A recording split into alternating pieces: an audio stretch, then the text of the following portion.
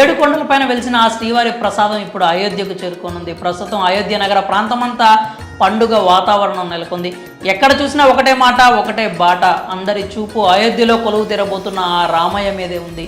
వందల సంవత్సరాల వైరానికి ప్రతీకగా విస్తృతంగా ఆవిర్భవించిన రామ మందిరం ప్రస్తుతం భక్తజనులతో కిక్కిరిసిపోయింది. మరో 2 రోజుల్లో ఆ రామయ్య తండ్రి తన జన్మస్థలంలో కొలువు తీరనున్నారు. ఈ క్రమంలో రామమందిర ట్రస్ట్ సభ్యులు అక్కడకు విచ్చేయనున్న భక్తులకు అన్ని వసతులు సిద్ధం చేశారు. అలాగే అయోధ్యలో బాలరాముడి ప్రాణ ప్రతిష్ఠ సందర్భంగా అక్కడికి విచ్చేసే భక్తులకు ప్రసాదంగా పంచిపెట్టేందుకు తిరుమల నుంచి 1,00,000 లడ్డూలు అయోధ్యకు చేరనున్నాయి.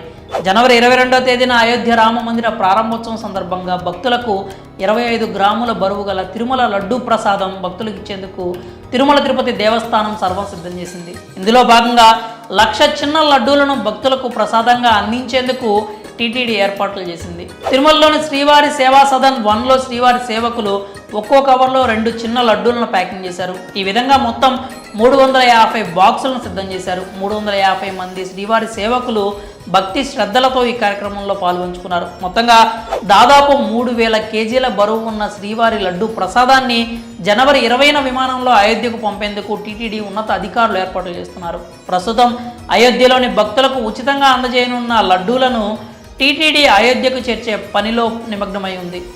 లడ్డూ ప్రసాదాలను అక్కడ ఆలయ నిర్మాణ ట్రస్టుకు అందించనున్నారు. శ్రీవారి లడ్డూ ప్యాకింగ్ కార్యక్రమంలో డిప్యూటీ ఈవో జనరల్ శివప్రసాద్తో పాటు ఏఈఓ శ్రీనివాసులు ఇతర సిబ్బంది పాల్గొన్నారు. కాగా అయోధ్య అంతటా పండగ వాతావరణం కనిపిస్తోంది.